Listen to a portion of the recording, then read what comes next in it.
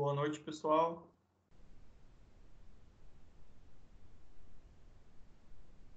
Boa noite, professor. Boa noite. Tudo bem? Tudo jóia. Então tá me ouvindo, né? Sim. Beleza. Então a gente vai começar a nossa aula de hoje já falando um pouquinho a respeito das atividades avaliativas, né? Bom, nós estamos aí com esse período de quarentena, e tinha ficado como proposta de atividade avaliativa o projeto de um mecanismo, né? Onde vocês deveriam construir esse mecanismo e fazer uma apresentação do projeto construído. Bom, com essa quarentena, a gente não tem uma previsão de retorno concreto com relação às aulas presenciais. Era para ser dia 18, agora foi adiada para o dia 1º do 6. Em virtude disso, eu reformulei, né, essa atividade, onde a primeira parte que vocês deveriam ter me entregue já, né, na N1 seria o memorial descritivo, em correlação ao memorial de cálculos, materiais, o custo estimado para esse tipo de mecanismo a ser desenvolvido. Bom, eu fui adiando a entrega, né? Inclusive, não disponibilizei o link para vocês, então acabei atribuindo pontuações para vocês nas atividades, exercícios que eu passei para vocês, então foram computados essas atividades. Para a N2, né, eu vou querer que vocês entreguem esses relatórios. Então, a atividade é a entrega dos relatórios. Tá? Então, são 2 relatórios, um onde vocês fazem todo um descritivo com relação, se fosse construir esse projeto, né, materiais e custos, uma estruturação dessa problemática, né? Então, vocês têm um projeto e vai estruturar. Então, eu quero a estruturação. Pode utilizar a metodologia do Norton, aquelas 10 etapas para estruturar, e o memorial de cálculo com desenho técnico. Então, essa vai ser a atividade para N2 com relação ao projeto. Não vai ser necessária a construção, porque devido a essa dificuldade de vocês manterem contato presencial e a construção requer um trabalho em grupo, presencial, então a gente vai ficar apenas com um projeto teórico, assim dizendo. Tá? Então, o prazo para me entregar, deixa eu só verificar aqui no meu calendário, qual que é as datas de que eu possuo, para a gente não ficar mais no vazio. Né? Então, hoje é dia 14.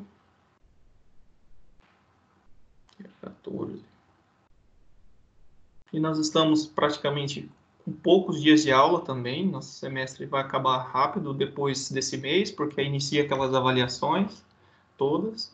Ainda não sei dizer para vocês como vai funcionar essas provas, se a gente vai manter as avaliações no formato da N1, mas só para de antemão, quem tem a disciplina de proficiência, ela foi cancelada, então vai ser só N1 e N2, nós não teremos a de proficiência nesse período.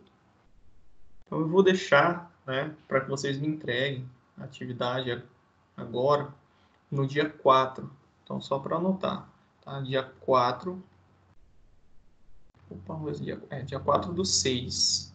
Vocês precisam me entregar os relatórios. Lembrando que, como prometido, vai ser computado 30% da N2 essa atividade. Então, faça um relatório bem feito, tá? Então, assim, vai refletir 30% se o relatório for bem feito, senão vai ter uma pontuação proporcional. Então, Ô, professor, oi. Recapitula para mim quais são as fases do relatório. A primeira etapa é o descritivo, né? Deixa eu abrir aqui a apresentação que eu tenho, aí a gente já fala concretamente. Vou abrir aqui, que foi a primeira apresentação, e a gente vê certinho o que eu tinha exigido lá. Ô, Rafael, isso também vale para máquina de fluxo também? Sim, já para adiantar, o carneiro hidráulico, né? ele não vai ser entregue mais da forma como a gente queria, né? Então vai ficar dessa forma. Então aqui estava, né, na primeira aula, né, a gente vai fazer no relatório 1, é a análise preliminar do projeto de máquina, né? Se é a proposta, vocês vão descrever o que vocês querem fazer, né? Essa parte de divisão de tarefa poderia ser um planejamento de etapas, então você pode colocar planejamento de etapas do projeto, uma previsão de materiais e custos. E o relatório 2 é o memorial de cálculo e o desenho técnico. Então, nós temos esses dois relatórios que vocês podem entregar na forma de um único relatório. Tá? Então, um relatório único, aí vocês colocam um índice, né? E esse índice compõe desses elementos. Essa parte de construção, ela vai ser eliminada aqui. Tá? E essa parte da apresentação, eu acredito que também nós não vamos ter condições de fazer pelo método EAD, devido a vários fatores que podem influenciar. Internet, horário, né? Querendo ou não, vocês têm algumas questões que eu não posso exigir a presença nas transmissões ao vivo, mas é importante, né? Mas, enfim, tem vários fatores que podem influenciar um dia que você não consiga apresentar. Então, vamos ficar apenas com os relatórios. Okay? Então, essas são as etapas.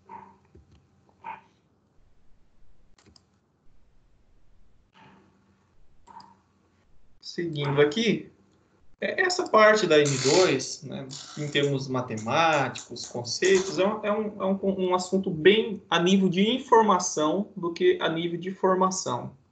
Então, a gente vai ter bastante conceitos que provavelmente vocês já viram com grande profundidade nas disciplinas que trataram de elementos de máquinas. Então, essa segunda parte, ela foca basicamente numa revisão desses elementos de máquinas, né? E onde a gente faz alguns cálculos, mas eu não vou ir além do que o material está propondo como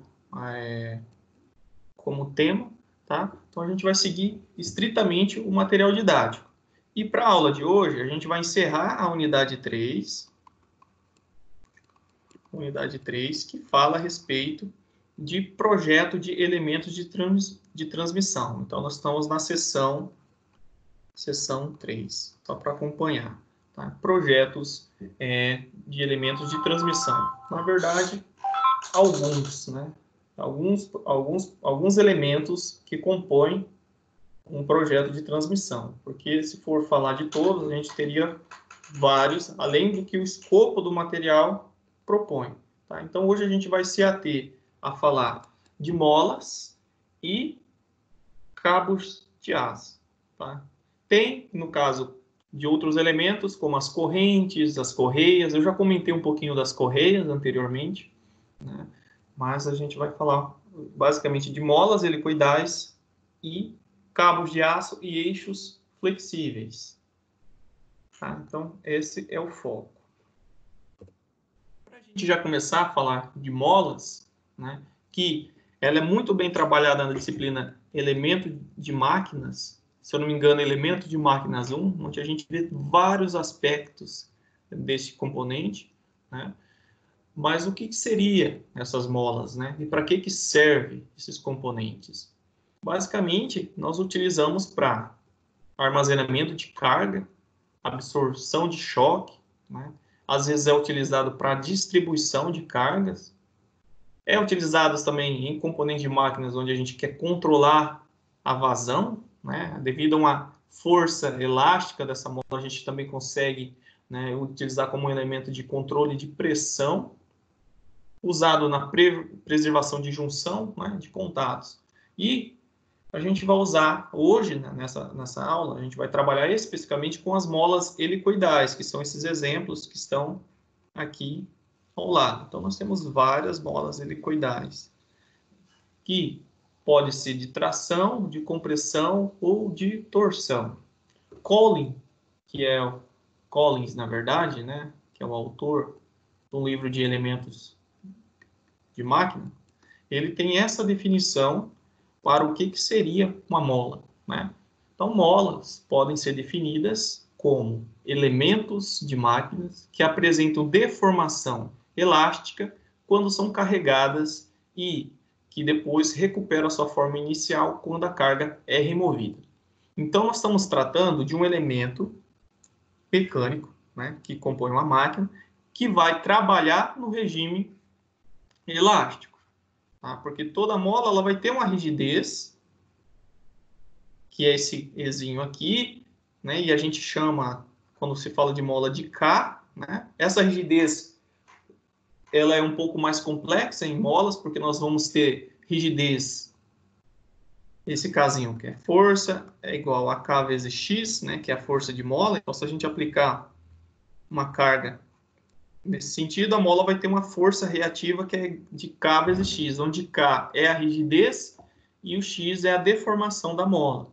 E, tratando-se de um elemento físico real, essa rigidez ela tem uma componente torsional e nós temos uma componente de flexão. Tá?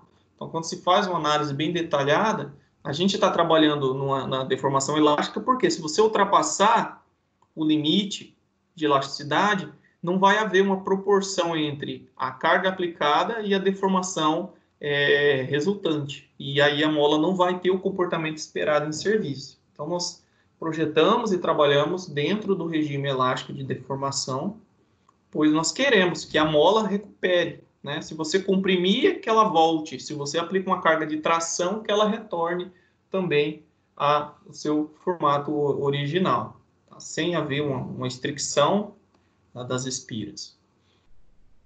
Bom, quando nós falamos de molas helicoidais,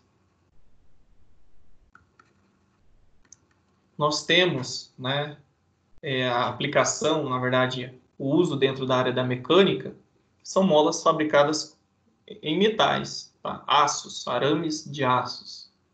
Há exceções do fio, né, que nós estamos observando aqui nessa imagem, que eu pintei em vermelho. Essas seções elas têm das mais variadas formas. Né? Pode ser retangular, pode ser circular, como na imagem, né? E também encontra-se no formato quadrado, cônico ou bicônico. Então, esses perfis do arame, né, são das mais diversas formas. Então, assim, dependendo da seção transversal do fio, né, a gente precisa fazer algumas considerações em termos das tensões na hora do projeto. Mas as equações, né, que se obtêm que nós já obtivemos para a aplicação nesses elementos é muito de fácil acesso. Né? Então, é uma área bem entendida, bem consolidada. Então, as equações é como se fosse receita de bolo. Né? Você tem uma variável, aplica-se outra e determina-se a outra. Aqui nessa imagem nós temos, né, um caso típico de uma mola helicoidal. Aqui na imagem A, nós temos uma mola em repouso e aqui em B, uma situação em que a mola ela foi aplicada uma carga de compressão. Tá? Então, aqui nós temos a vista lateral da mola e aqui a seção onde demonstra o apoio da mola. Né? Aqui foi feito um desbaste mecânico para poder, né, no caso, conforme a gente olha aqui, ó, essa aqui também ela tem o mesmo desbaste nessa superfície para poder encaixar. Né? Mas isso aqui pode ser no formato como obtido no processo de extrusão, né? Que pode ser com seção não desbastada. Isso vai influenciar também no tipo de esforço que vai estar sendo submetido essas molas. Bom, como comentei já, né, que essas molas elas podem ser de compressão, como esses exemplos aqui. Tá? Então, vou chamar essa mola aqui é de compressão e essa também de compressão. Então, elas foram projetadas, né, para uma força de compressão. Tá? Então, o funcionamento é simples. Então, à medida que se aplica uma força de compressão, essas espiras vão reduzir, né, os espaços entre elas, tornando, né, um comprimento menor. E quando cessa a força, a mola volta a seu estado de repouso. Usado, por exemplo, em furadores de papel, molas em alicates, amortecedores, válvulas de automóveis, tá? Entre várias outras aplicações. As de tração são desse tipo aqui. Então, nós temos esses ganchos aqui em suas extremidades e a gente percebe que não tem espaço entre as espiras, né? Porque quando você aplica uma carga nesses ganchos, né, as suas espiras, né, vão afastar, aumentando aí o comprimento da mola e cessando, como a gente espera, né, a espira volta, né, à sua posição inicial. Onde se aplica, né? É muito comum a gente ver essas molas em cama elástica, né? Quem vai nessas feirazinhas aí, vê em volta da cama elástica várias molas de tração. Também grampeadores, onde vai colocar o clips, né? Você tem uma molinha como essa. E também relógios, máquinas industriais. Então, tem várias aplicações no nosso dia a dia aí.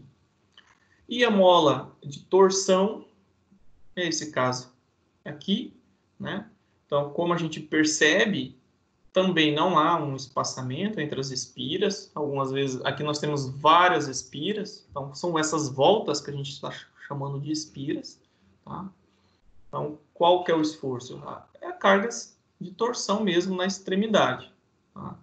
Então, geralmente, essas molas aí são usadas em prendedor de roupa, alguns eletrodomésticos, e tem vários outros tipos de configuração de diâmetro dessa espira, né?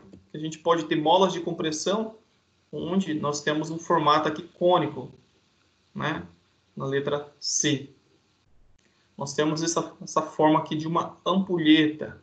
Então, que são casos de molas também de compressão. Aqui nós temos as molas de tração, a sua representação, né?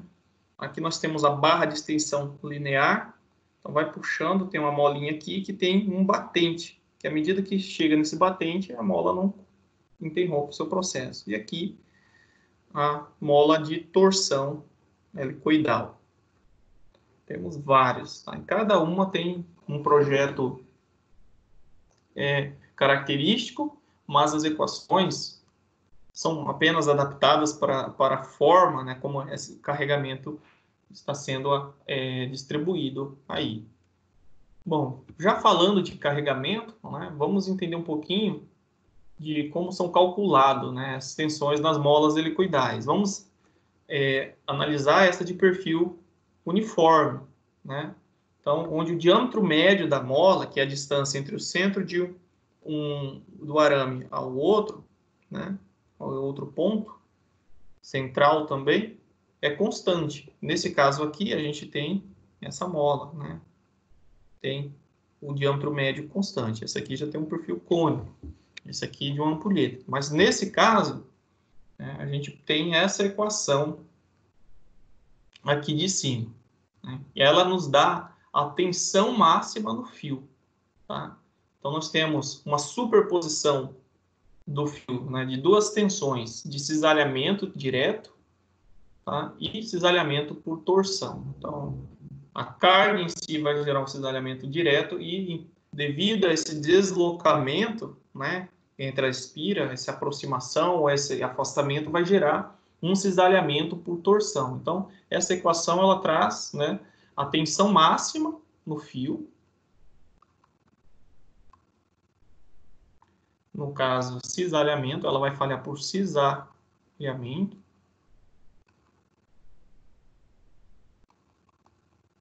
No fio. Ela é em função de vários termos da mola, né? No caso do diâmetro médio da mola, que é medido nessa forma. O diâmetrozinho de baixo aqui é o diâmetro do arame, né? Ou do fio dessa mola. É em função da força que é aplicada nessa mola. Nós temos uma propriedade que é o índice de curvatura, que é esse Czinho. Então, ela é em função do diâmetro da mola, do diâmetro médio, na verdade, né? do diâmetro do arame e a gente pode reescrever em função do índice de curvatura. Tá? Então, essa equação é equivalente a essa, só que aqui está em função do índice de curvatura. O que é esse índice de curvatura? É a razão entre o diâmetro médio da mola dividido pelo diâmetro do arame.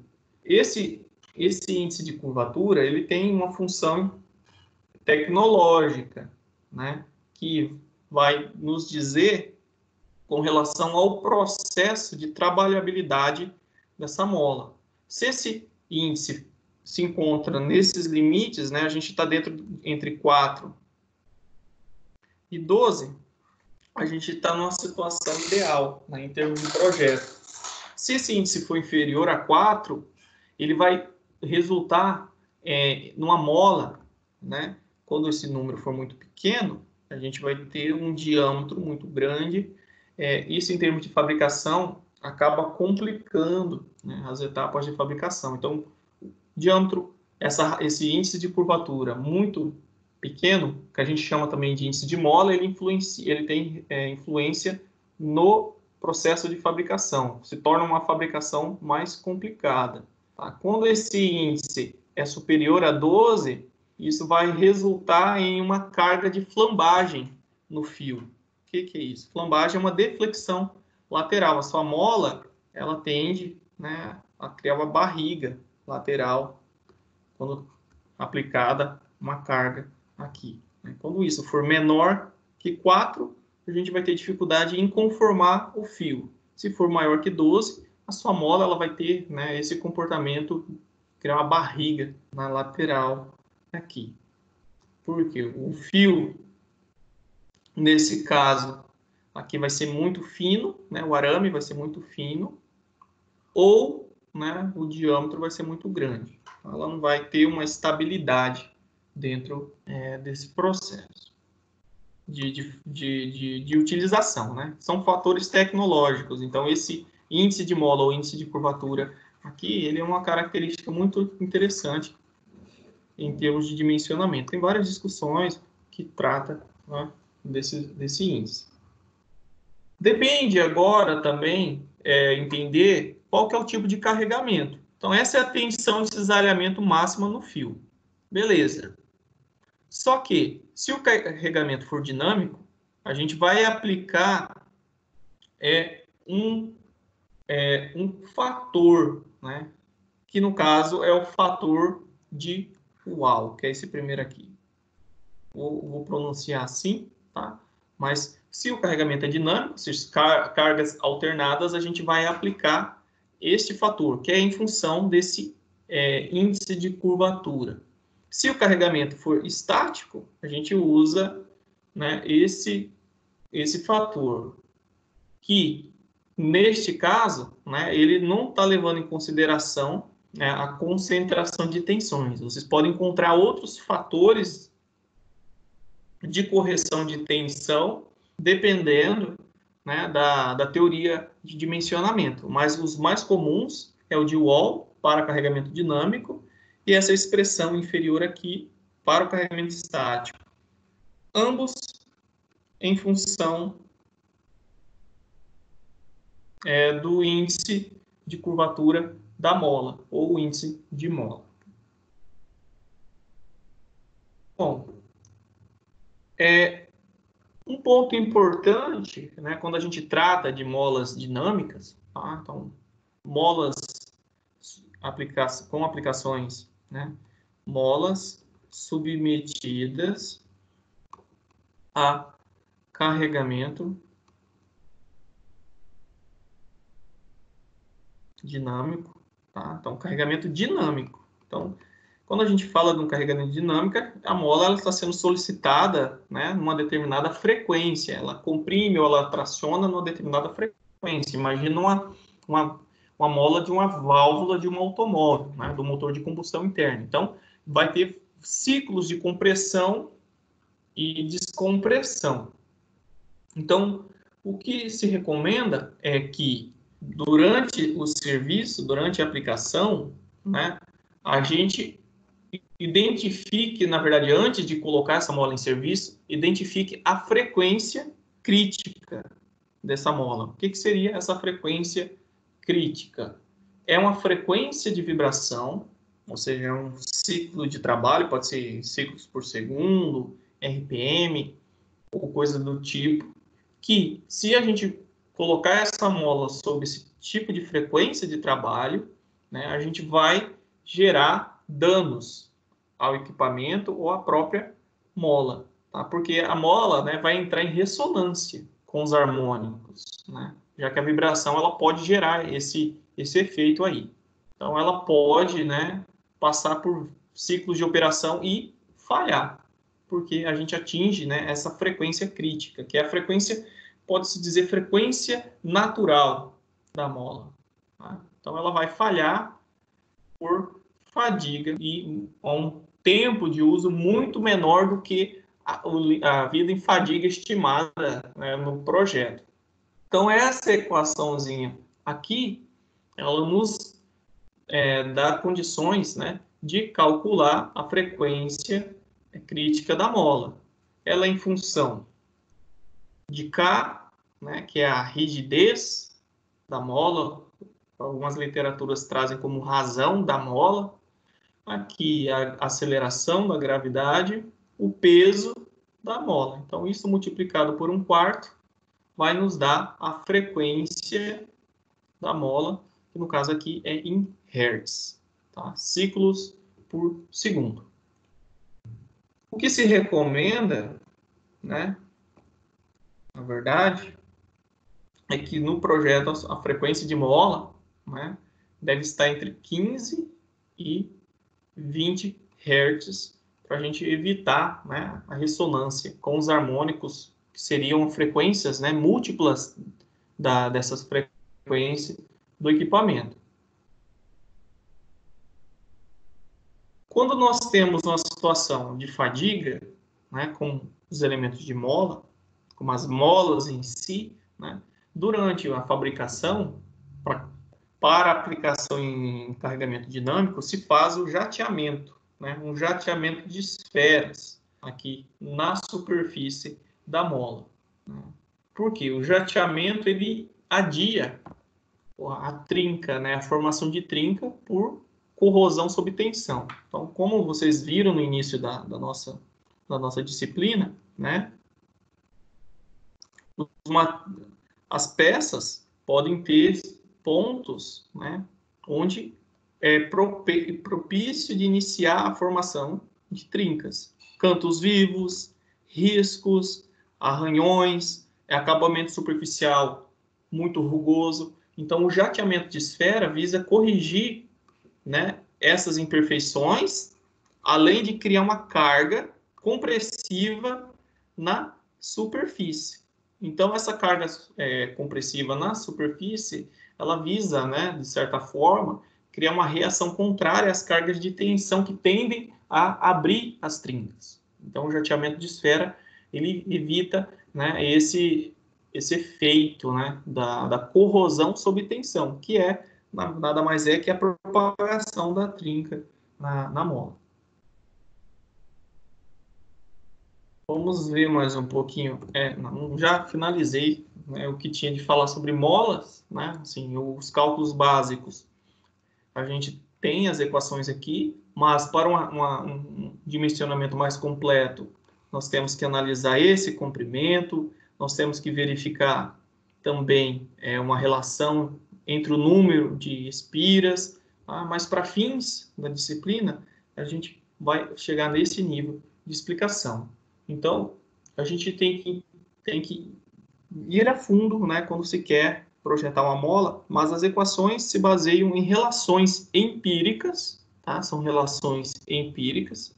Essa aqui é uma relação teórica, assim como a razão ou o índice de mola é um índice empírico, tá? Então, isso aqui é um índice.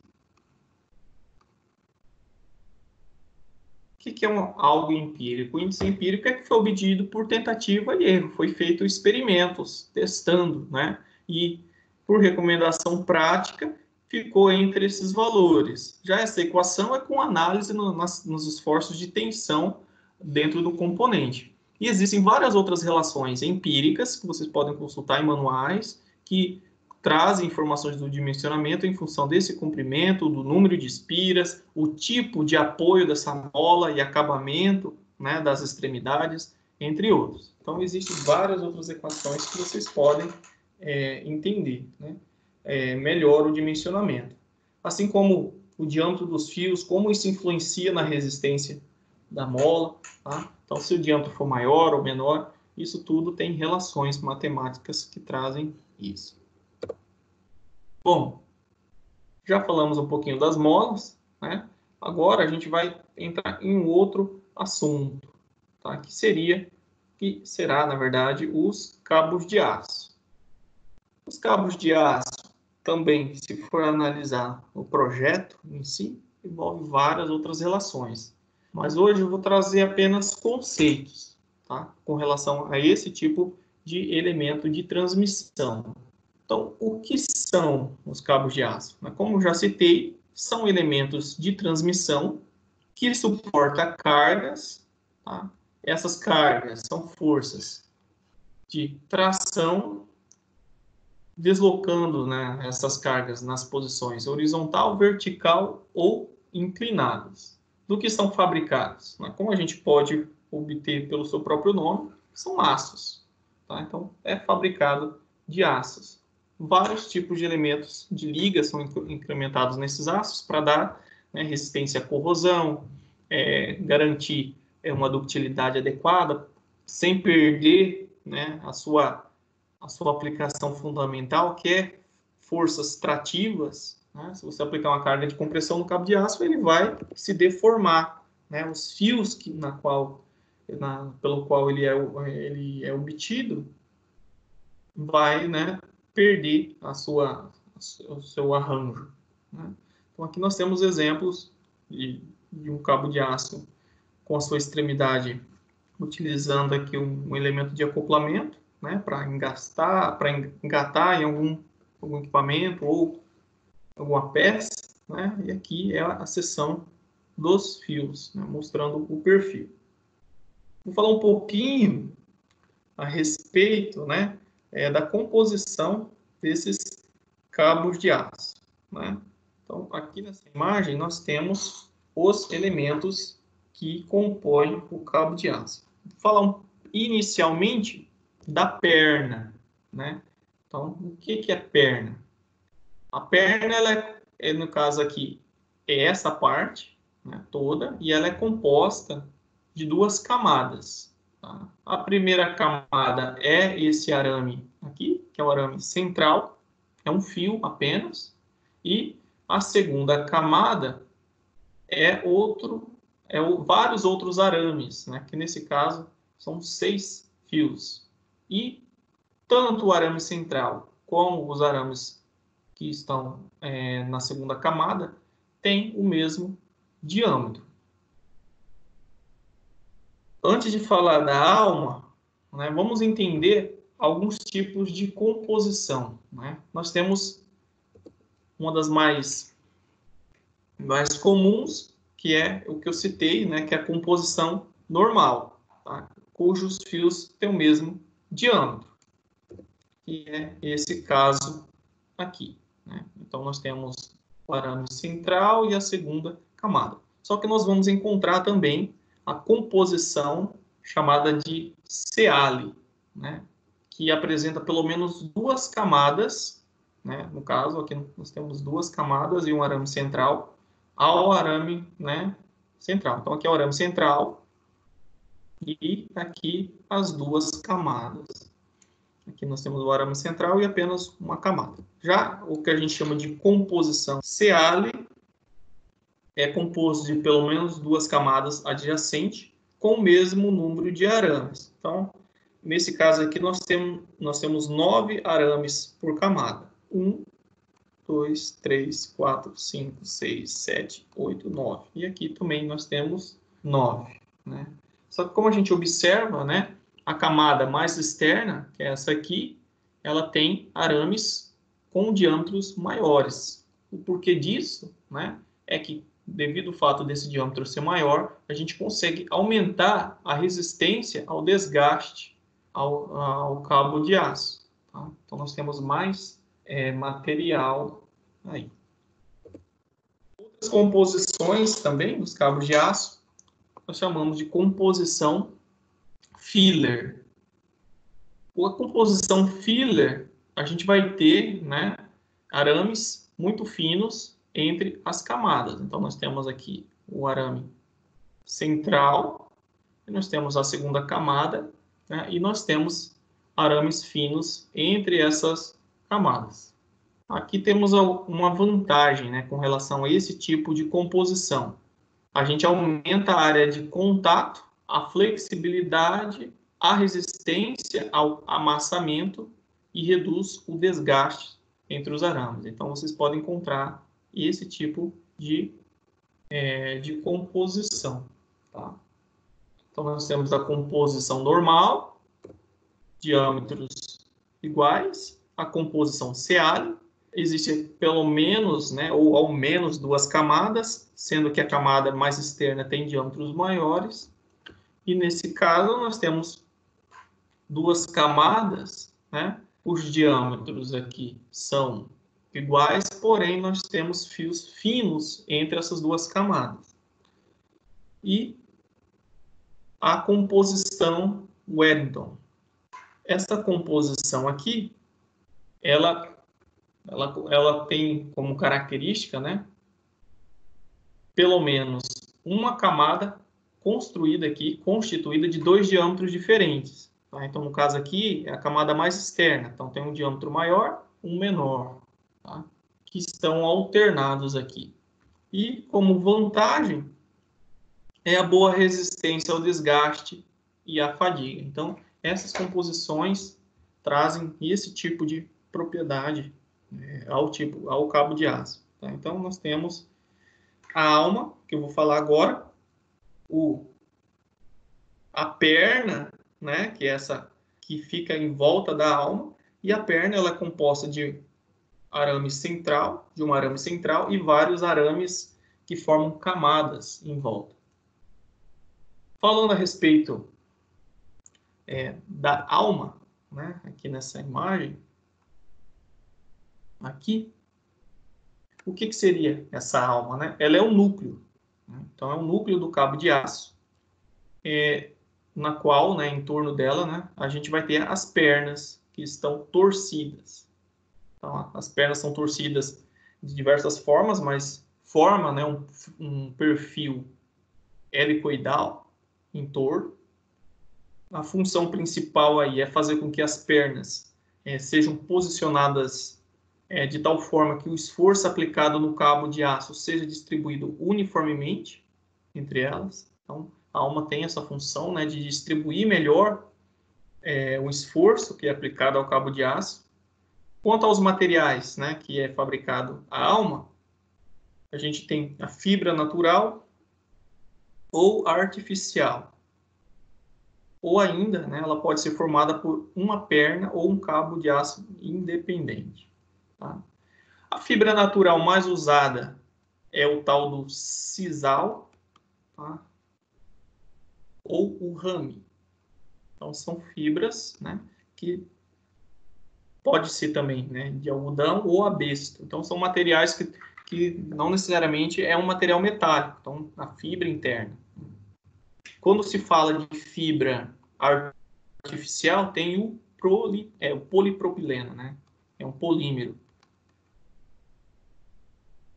Polipropileno. Quando se utiliza, né, a fibra artificial, né, é para cargas leves, né? Porque a gente consegue garantir uma maior flexibilidade ao cabo. E no caso, né, quando a gente tem um ambiente agressivo, essas fibras também elas são capazes de resistir a esses ambientes agressivos. E não absorve umidade, né? Só que a desvantagem nesse caso aí das fibras artificiais é que ela é um pouco mais cara, né? Então é usada aí em situações onde requer essas propriedades. Bom, para a gente fechar a respeito dos cabos de aço, um ponto importante, né, dentro da aplicação é a lubrificação, né? Então, a lubrificação é aplicada nesse elemento de transmissão, porque a gente consegue, né, proteger contra a corrosão também e reduzir o desgaste entre as pernas, né? Porque, querendo ou não, quando você aplica uma carga de tração, vai haver uma movimentação das pernas e o atrito, né, é reduzido com a aplicação da lubrificação. Então, são os aspectos a nível de informação deste tipo de material. Eu não tenho muita experiência prática, né, com esse tipo de material, né? Eu tenho a nível de informação também. Tá? Então, eu não vou entrar em muitos detalhes técnicos a respeito, porque eu nunca trabalhei com esse material. Tá? Então, eu estou trazendo a nível de informação para vocês. Bom, fim, né, os eixos flexíveis. A gente já vem na mente o que seria um eixo flexível. Os eixos flexíveis a gente utiliza aí quando a gente tem algum problema de desalinhamento ou quando nós temos um deslocamento muito grande, né, entre dois eixos rotativos. Nesse caso aqui, vamos ver. Bom, nós temos essa figura, né? Nós temos um ponto aqui, uma extremidade do eixo rotativo, uma fonte de potência, e nós temos a outra extremidade, né? Ou quando você necessita, né, de que o eixo consiga, né, fazer uma determinada curvatura para que haja o transporte de potência e você não quer utilizar, né, um outro elemento, né, para que consiga fazer essa mudança de direção entre a fonte de potência e aonde você vai utilizar. Aqui no caso nós temos uma furadeira, né, e nós temos um eixo flexível aqui, né? Então aqui a pessoa que vai fazer a perfuração, né, ele tem essa flexibilidade de utilizar essa ponta aqui, né, sem depender dessa rigidez da estrutura da furadeira. Bom, não se tem, né, dentro dos livros de projeto de máquina, de elementos de máquinas, um trabalho bem mais robusto com relação aos aspectos técnicos desse tipo de projeto, né? O que se fala a respeito é que normalmente o arame utilizado para transporte de potência, que vai dentro, né, dessa estrutura aqui, que é uma estrutura em hélice, né? Então é feito em camadas de arame em hélice. Então esses eixos são arames em aço, né? Então eles são trançados em camadas, né, curvados na forma de hélice. E aqui externamente é feita uma proteção, né? Uma proteção para que e com material flexível. Esse eixo, ele na verdade ele é um cabo, né? É um cabo trançado. Então isso tem algumas limitações, né, com relação à potência e o torque que ele é capaz de transferir de um ponto ao outro. Então, ele permite flexão e torção, mas apenas em um único sentido de rotação, né, devido a os arames, né? Os arames, né, na verdade é arame mesmo, são os arames amarrados, né? Giram em torno de 1 a 12 camadas de arames curvados. Então, se você trabalhar com o sentido de rotação ou torção contrário, você vai acabar, né, desenrolando. Então, ele permite apenas um único sentido de rotação ou apenas para deslocamentos dos sentidos axiais. Então, esse eixo, né, ele pode estar sujeito à rotação ou ele pode ser utilizado para vai e vem, né, no sentido axial. Então, algumas fórmulas, né, que se encontram na literatura para o cálculo básico desse elemento, né, de transmissão é essa equaçãozinha aqui para o torque, tá? Então, nós estamos utilizando aqui em HP, então essa equaçãozinha ela já nos dá o torque. Você fornecendo, no caso esse torque vai ser nessa unidade em libras, força por polegada. Tá? Então você sabendo qual que é a velocidade angular, ou seja, por exemplo, a rotação da sua furadeira, por exemplo, né, em RPM, você consegue saber qual que é o torque para dimensionar esse eixo flexível. Tá? Quanto ao raio de curvatura, que é outro parâmetro aqui, nós temos RC, que é esse raio de curvatura, então ele tem essa flexibilidade. Então, quanto vai ser, né, esse raio de curvatura é em função dessas dimensões, né? Distância entre os componentes, aqui está chamando de Y, na verdade é X, e deslocamento aqui com relação a essa altura, né? Que a gente chama de Y. Então a gente faz isso aqui ao quadrado dividido por 4x, a gente tem, né, o valor desse raio de curvatura que o seu eixo é capaz de comportar. Quanto ao diâmetro, né, como que a gente consegue determinar? O diâmetro é em função do torque e do raio de curvatura. Então, para dimensionar o diâmetro do eixo flexível, a gente tem que se valer de algumas tabelas. Tá? Então, no material didático de vocês, nós temos 2 anexos, né, que trazem algumas correlações com relação ao tipo de diâmetro. Mas a gente não vai entrar no cálculo desse tipo de projeto, porque ele envolve várias outras variáveis. Né? Não basta apenas dimensionarmos o diâmetro, sem prestar atenção na estrutura externa do elemento. Então, nós temos vários outros problemas aqui em termos de dimensionamento. Não é como se fosse um eixo árvore, né? Então, é um projeto mais difícil, mas que tem, né, suas vantagens de utilização.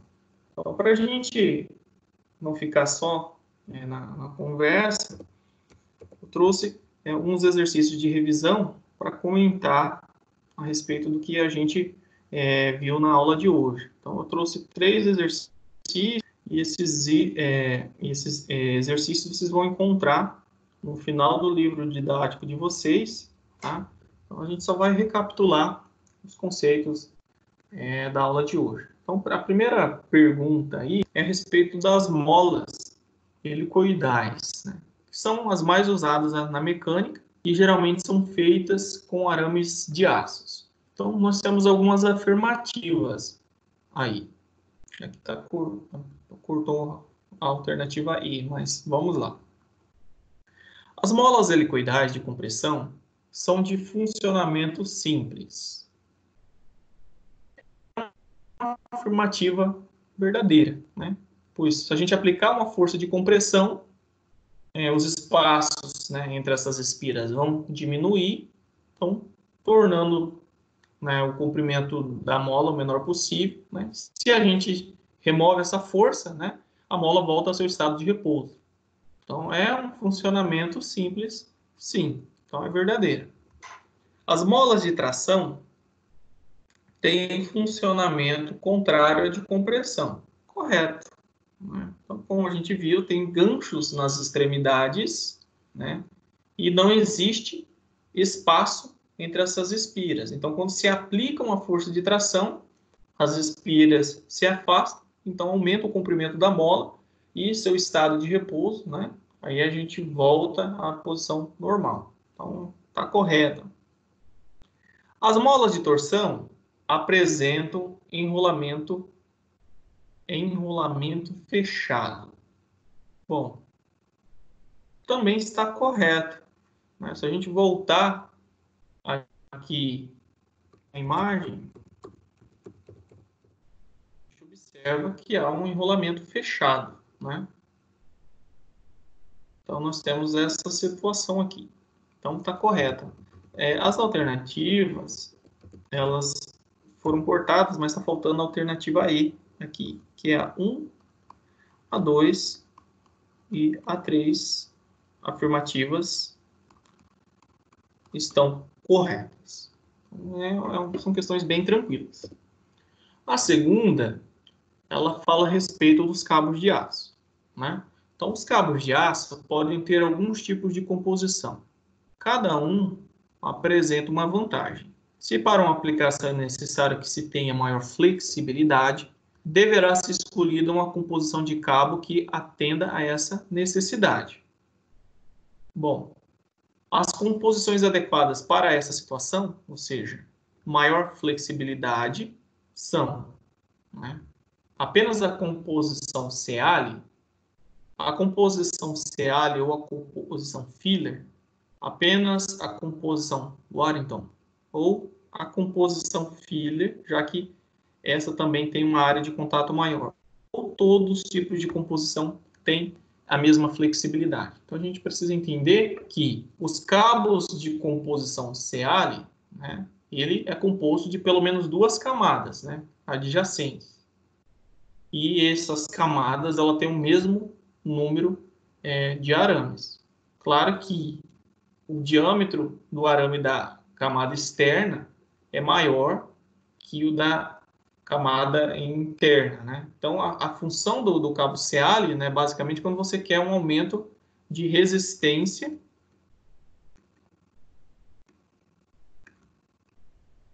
ao desgaste. Então, esses cabos desgaste. Essa é uma situação onde nós queremos aumento da resistência ao desgaste. Então, a B também traz o Ceale novamente, mas fala a respeito da composição filler. Então, como a gente viu, né, a composição filler, que é essa, né, a gente tem arames muito finos, né, que estão entre essas camadas aqui. A vantagem é aumentar a área de contato e a flexibilidade. Então, sim, né, a composição filler tem essa função, além da gente conseguir o aumento da resistência ao amassamento e o desgaste. As demais, então aqui está errado pelo fato de citar a composição Ceale. E fala a composição Warrington, né? O que tem de característica nessa composição, né? Voltando aqui, a gente percebe, né, que nós temos camadas e uma das camadas, ao menos, ela é composta de arames alternados de diâmetros diferentes. E a função básica, né, é aumentar a resistência ao desgaste e à fadiga. Então, essa aqui também está incorreta, essa está incorreta e essa está incorreta. Apenas a composição filler é que vai produzir uma maior flexibilidade, né, devido a essa área de contato maior. Então, essa é a correta. Então, essa E está errada também. Então, quando a gente quer aumentar a flexibilidade do cabo de aço, a gente usa a composição filler. Para a gente finalizar, vamos fazer um exercício tratando de molas. Tá? Então, a gente tem uma mola helicoidal com índice igual a 3. Então, o C da mola, né, é igual a 3. Lembrando que o C é o diâmetro médio da mola dividido pelo diâmetro do arame. Essa mola pode ter um carregamento estático. Então, ela está numa situação de carregamento estático e não há concentração de tensão ou um carregamento dinâmico. Não, na verdade, vamos ler a pergunta. Ela pode ter um carregamento estático, onde não há concentração de tensão, ou, né, ela pode ter um carregamento dinâmico. Então, ela pode estar nessas duas situações. O carregamento estático e dinâmico dessa mola são, respectivamente. Então, ele quer saber, na verdade, os fatores, né? O Ks e o Kw. São fatores para cada uma dessas situações, que ambos são em função, né, do índice de mola ou índice de curvatura da mola. Para o carregamento estático, Ks, a gente tem que é 1 mais 0,615 dividido por C. Para a gente fazer essa substituição, a gente vai chegar a 1,21. Então, esse é o fator, né, para o carregamento estático. Para o carregamento dinâmico, nós temos uma correlação, que é 4 vezes C menos 1, dividido por 4 vezes C menos 4, mais, né, essa parcelinha aqui, né, do carregamento estático, 0,615 dividido por C. Ambas essas correlações são empíricas, tá? Então são por experimentos. Então, por isso que tem variáveis aqui que não faz nenhum sentido direto, né? Então, se a gente substituir o C nesses termos, a gente vai chegar a 1,43. Tá? Então, para o carregamento estático é 1,21 e para o carregamento dinâmico 1,43. Então, são esses exercícios. Bom, como sempre, eu vou deixar uma atividade para vocês aí, só que essa atividade vocês não precisam me entregar até às 10, tá? Da noite, 10h30. Vocês podem me entregar no formulário até a próxima aula. Eu vou mostrar aqui para vocês uma atividade que eu vou compartilhar no formulário. Então, nós temos uma listinha com... Deixa eu compartilhar aqui.